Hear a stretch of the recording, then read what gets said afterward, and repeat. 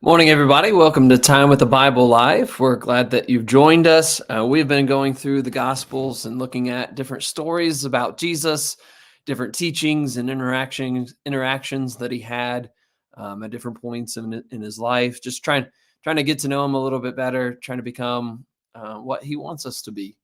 And so this morning we're going to be looking at kind of a dispersed section of scriptures as we're going to be looking at the different times that Jesus warned the apostles in the last night of his last night that he was with them. Some warnings about apostasy, that they were going to fall away, that they were going to deny him, and we'll even look at the times that it happened. So we're going to begin there. We're in Mark 14. I'm going to begin there in verse 17. Read a couple verses here, and then we'll talk about those, and we'll move on to the next section here. Mark chapter 14 and verse 17, it says, "In the evening he came with the 12. Now as they sat and ate, Jesus said, 'Assuredly I say to you, one of you who eats with me will betray me.' And they began to be sorrowful and say to him one by one, 'Is it I?' And another said, 'Is it I?' And he answered and said to them, 'It is one of the 12 who dips with me in the dish. And the Son of Man indeed goes just as it is written of him. But woe to the man by whom the Son of Man is betrayed. It would have been good for him, good for that man if he had never been born.'" Man, what's going on in this section is Jesus is eating the Passover with his disciples, and he just drops this bombshell on them that one of them is going to betray him. Man, as you think about the way you'd expect the apostles to respond, you might think, in their way of thinking, you might they think, well, is it that guy over there? They might start asking who it is, but maybe in terms of who could this possibly be? Who would actually do something like that? Now, I have no idea what they thought in terms of like betrayal. They may have thought it in kind of in a broader spectrum, not so much the 30 pieces of silver. I don't think they'd be asking, "Is it I?" If they knew that the person was going to sell Jesus off for some money. But you might think them to ask, "Is it Judas?" Like just when you're in a classroom and the teacher is saying one of you is going to fail the test, and there's always that one kid, right? All the kids know it. Like, oh, it's got to be Johnny. Johnny's the one that's going to do it. You would think the apostles might think in terms like that. But I'll tell you what, that tells me a few things about Judas. Number one, it tells me that Judas was really good in doing what a lot of us do. He's really good at putting a good face on, like showing a good show. Like we were talking about hypocrisy here at Greencastle and how hypocrisy is being something that you're not. It's the word hypocrisy comes from the idea of play acting. It's an actor that gets on stage and puts on different masks and pretends to be something that they're not. And they just play different roles. That's what Judas was. Here he is, a greedy person who's been stealing out of the treasury this whole time. And yet he's put on a pretty good show for other people. But what's amazing about these apostles and their response to Jesus here is they started asking, "Is it I?" They recognize their own ability to mess things up. And so it's a pretty good question. And maybe it's something that we need to find in ourselves. Is it I? Have I ever sold Jesus? Have I ever sold Jesus off for anything? For any pleasure, anything in my life, have I ever sold Jesus? Um, Throughout the Bible, God has asked us to do a self-examination of ourselves. 1 Corinthians 11 talks about an examination of ourselves as we're partaking of the Lord's Supper. We need to really think about why Jesus did what he did, and it has something to do with my actions. And 2 Corinthians 13 talks about examining ourselves as to whether we're in the faith. It's got to be a constant examination of ourselves. But at the same time, as you think about the question that they asked there, I'm assuming that Judas would have been included in asking the question, "Is it I?"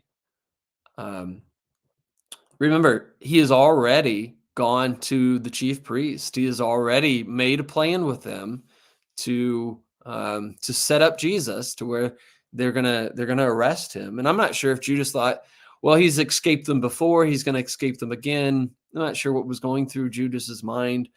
But in John chapter 13, Judas is at the meal, and Jesus tells him to go and do the deed that he's going to do.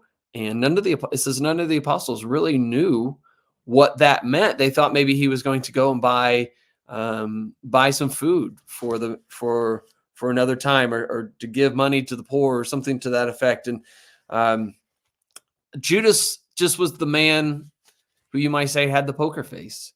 He was able to keep up a good image, even when his own thoughts and his own character was corrupt. And he's just kind of the poster child, being able to put on a pretty good face, put on a pretty good show. And Jesus tells them who it is here in verses 20 to 21. And who was it going to be? It was going to be one of the ones that was dipping with him in the bowl. Now, that was not going to specify who specifically it was going to be. I think probably the bowl was a communal bowl, something that they all were dipping their bread in. But one of the things that it does is it narrowed down the spec. It narrowed down the scope here. It was going to narrow it down to the 12. It was one of the people that was sitting with Jesus, that was near Jesus, at the table there. Maybe it was somebody that was particularly close to Jesus. But I think that's what it did. And also is pointing out how outrageous it was for somebody to betray him in this way, because it was somebody close to Jesus. But anyways, he kind of narrows it down for them. And in verse 21, we also see what was going to happen to Jesus was what God had already planned out. But it was a terrible thing for Judas. It would have been better for him to have never been born. The amazing part and the struggle with a lot of people when it comes to Judas is the fact that, did God make Judas do what he did? No, not at all. God just knew Judas's heart. God knew what was going to happen, and God was going to use Judas's sinful act here. God had already planned out to use them. He didn't force Judas. Judas did this on his own ability, it was his own choice. It was his free will to do this. But as you think about God's providential acts, God providentially works in that he knows what's going to happen, and he kind of just uses what's going to take place to make things happen. And look at what Peter says. If you look at what Peter says over in Acts 1, verse 25, it says, Judas by transgression, that he might go to his own fell, that he might go to his own place. What place do you think Judas or Peter's talking about? Well, I think he's talking about hell. What a horrible place to go. Not the place anybody would want to go. This is one of the worst acts in history. And yet Jesus loved Judas, and he warns Judas here. I don't know. You think about other places where Jesus would have washed the feet of Judas. He loved Judas. He cared about Judas. But yet he knew exactly what Judas was going to do, what he was going to accomplish there. Let's go to the next section where I want to cover all this. I want to have enough time to be able to do that. Let's skip down to verse 27. Jesus institutes the Lord's Supper as they're partaking of the Passover. And you skip down to verse 27. It says, then Jesus said to them, and then Jesus said to them, all of you will be made to stumble because of me this night. For it is written, I will strike the shepherd and the sheep shall be scattered. But after I've been raised, I will go before you to Galilee. Peter answered to him, even if all are made to stumble, yet I will not be. And we'll stop right there for just a second. Jesus has already dropped this bombshell on them, saying that one of you is going to betray me. There's going to be a betrayal that's going to happen. But then he drops another bombshell on them. They go out to the Mount of Olives, where they spend a lot of time. And he says, all of you are going to fall away this very night. Now they're thinking, oh no, this is awful. Like me? He says, for it is written, I'm going to strike the shepherd and the sheep's going to scatter. That was a prophecy in Zechariah 13. But despite their abandonment of Jesus in that moment, he's not going to abandon them, because he says, after I've been raised, I'm going to go before you in Galilee. After he dies, he set up this appointment with them. He's going to go and be with them there in Galilee. That's exactly what happens later on. That's exactly what Jesus told Mary to go and tell the apostles, that he was going to meet them in Galilee. It's kind of interesting. A man sets an appointment before he dies, and he keeps it. This doesn't happen very often, but look how Peter responds. This time, Peter doesn't say, is it me? He said, not me. I'm not going to do that. Maybe all of them are going to do that, but it's not me. I'm not going to do that. Peter wasn't really surprised about the other apostles doing something like that, but it makes you wonder, did Peter really believe that? As we go through here, Peter's going to have this argument with Jesus back and forth, basically. And I think Peter really believes this. Let's look at the next section there. Look at the next few verses, because Jesus drops another bombshell.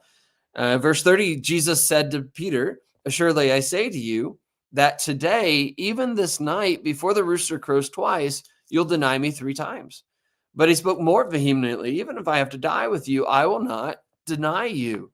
And they all said likewise. So Jesus says, wait a minute, Peter, not only are you going to fall away with the rest of the apostles, but you're going to fall away in a much worse way. In fact, this very night, you're going to deny even knowing me 3 times before the rooster crows twice. That's, wow. Like, it says, you're going to fall away in a worse way here, Peter. And look how Peter responded to that. He says, no, even if I have to die with you, I won't do that. I'll be honest. I think Peter really believes that. I think he's honestly speaking to how he feels. He's going to, even if I have to crawl up on the cross, Jesus, I'm going to die right next to you. I think Peter's response, his response of loyalty here is really honorable. And Peter is maybe overconfident in himself. And maybe he's a little too confident of his ability to keep faithful to Jesus here. Because when the crisis comes, we see him crumble. But it is like he's arguing with Jesus. You're going to deny me. And he says, as I. But then after that, it's like, you all are going to fall away. No, I'm not. Well, yes, you are. You're going to even deny knowing me 3 times this night. No, I'm not. I won't do that. I'll die with you before that happens. And remember what Jesus said to them. He says, after I've been raised, I will go before you in Galilee. And that's exactly what happens here.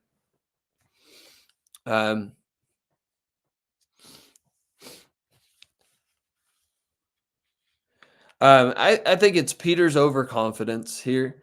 We can fall short because of overconfidence. We're warned about that. To the one who stands, take heed lest he fall. We got to be careful not to do that. We got to be careful not to be overconfident in ourselves and take precautions, because when overconfidence leads to us being careless. And I think that's what happens with Peter. So let's go ahead and keep reading. I want to show you where all this happens. In Mark chapter 14, verse 50, one of the saddest verses in all of the Bible. It says, "Then they all forsook him and fled." And in verse 51, it says, "Now a certain young man followed him, having a linen cloth thrown around his naked body. And the young men laid hold of him. And the young men laid hold of him, and he left the linen cloth and fled from them naked." And in verse 53, it says, "Then they led Jesus away to the high priest, and with him were assembled all the chief priests and the elders and the scribes. But Peter followed them at a distance, right into the courtyard of the high priest. And he sat with the servants, and he warmed himself at the fire. Now the chief priest and all the council sought testimony against him." Oh, let's skip down. We'll skip down to verse 66. It says, "Now as Peter was below in the courtyard, one of the servant girls of the high priest came. And when she saw Peter warming himself, she looked at him and said, 'You also were with Jesus of Nazareth.' But he denied it, saying, 'I neither know nor understand what you're saying.' And he went out on the porch, and a rooster crowed. And the servant girl saw him again and began to say to those who were stood by, 'This is one of them.' But he denied it again. And a little later, those who stood by said to Peter again, 'Surely you are one of them, for you are a Galilean, and your speech shows it.' And then he began to curse and swear, 'I do not know this man of whom you speak.' And the second time the rooster crowed, and then Peter called to mind the word that Jesus had said to him, 'Before the rooster crows twice, he will deny me 3 times.' And when he thought about it, he wept." So let's look there at the verse there in verse 50 and think about all the things that happen here in this text. In verse 50, like I said, one of the saddest verses of all the Bible. He says, "When he strikes the shepherd, the sheep will scatter." And that's exactly what happens. It says they all forsook him. Now, we have this really interesting little section there in verse 51. We have this young man. I'll say this before we get started. This is the only place that happens in the scriptures. That's why I actually used Mark, was because I wanted to address this little short section here. But you have this young man who followed Jesus. And when the soldiers, as they are beating Jesus, taking him to be put on trial before the Sanhedrin, as they see this young man, they try to seize him, and he runs. He runs from them. He has a sheet around him. He runs from the naked. That's not necessarily meaning he's completely bare. Sometimes naked just meant he wore the undergarment. But he leaves the sheet behind, and he runs away naked. And so it's interesting that Mark adds this little section in here. I think about what Mark maybe is trying to say here. We have this young man. He's the last one. Everybody else has forsaken Jesus, but there's one man who's lingering behind. And maybe for a real short time, he's loyal. And all it takes is for them to try to grab at him, and he's gone, and his loyalty is out the door. I think it just shows the complete and utter failure of all the apostles, including this young man. They all fled, and they all left everything behind, including Jesus. They abandoned him in a moment. He's willing to sacrifice everything to flee from the guards here. What would it take for us to flee from Jesus? I think that's kind of the question. Some of us, it doesn't take that much. It's our favorite temptation, a moment of pleasure. Some of us, it is money. We'll sell Jesus out. It's possessions. It's materialism. Whatever it is. What does it take for us to flee from Jesus? I think that's kind of the message here. Now, something that's kind of interesting is some people believe that this was actually Mark, this young man. I don't know what to say about that. It's a possibility. He was young. He lived in Jerusalem. A lot of times the gospel writers they don't name themselves by name. John's whole account was the one who loved Jesus, or the one whom Jesus loved. That was the whole account of him describing himself. Maybe that's what this was. I didn't think that's possible, very possible in this regard. But all of them fled, even those who lingered by, fled from Jesus. Now, I want to think about the events here in verse 53. We have a story within a story. We covered the inner part when we talked about the sham of the trial before the Sanhedrin, and how they had a verdict that they were trying to reach, and so they did everything that they could to get there. But I want to look at the we'll call it the bread of the sandwich, the outer story of this. In verse 53, as they are leading Jesus away, and they lead him into before the Sanhedrin, Judas did his deed. Jesus is arrested, and the disciples, they've all ran. But it's interesting, Peter's not following Jesus anymore. He's kind of just following at a distance. He's trailing. One thing that it shows about Peter is that he cared. I think he really cared. He cared about what was happening. And so he stays where he can watch everything that's going to go on. And he's sitting in the courtyard. He's sitting around this fire. He's warming himself. He's trying to see what happens to Jesus. If you flip through and go to the end, we're going to look and see exactly what happened there in verse 66. But it does show Peter's concern for what's going on here. And if you think about it, Peter's even putting his life at risk here. And especially with all the accusations of you're one of them, he's really putting his life at risk still. But it's not what he said he was going to do. And even though he was the one who took up the sword and sought to defend Jesus in the moment, willing to take on the cohort of soldiers, even though Peter was something broke Peter at some point, and Peter's afraid. He's scared. And so let's begin there in verse 66. I've already read it for us, but he's sitting by the fire. And as he's sitting by the fire, he starts to get questioned. There's this servant girl, the high priest, who probably was in the garden, along with the servant of the high priest, whose ear got cut off by Peter. She may have been in the garden, and she starts to interact with Peter, and she says, "You were with them. I saw you." And how does Peter respond here? You think about what's going on with Peter. You got the pressure of the circumstances. He doesn't want to be seen as a follower of Jesus. Not a very popular thing to do in this crowd.